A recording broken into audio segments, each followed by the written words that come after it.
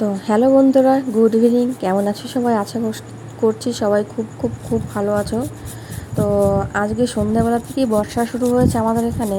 তো ইচ্ছে হলো একটু একটু স্পাইসি কিছু খাওয়ার জন্য, কিন্তু স্পাইসি কিছু পেলাম না। তো ইচ্ছে হলো একটু মুড়ি মাখা খাবো আর সঙ্গে চা। তো এদিক ওদিক না তাকিয়ে সোজা চলে গেলাম ননদের বাড়ির পাশেই ননদ থাকে।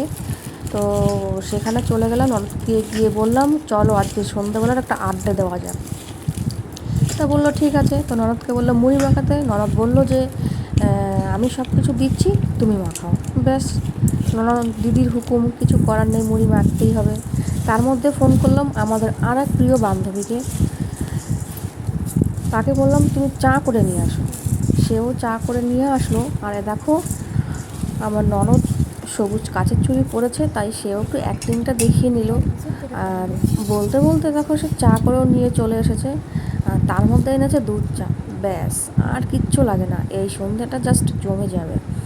আর চাটা এত গরম ছিল, আমি ঢালতে গিয়ে অনেকটাই চা পড়ে গেছিলো। তো চলো, কিছু করার নেই, পড়ে যখন গেছে কিছুই করার নেই।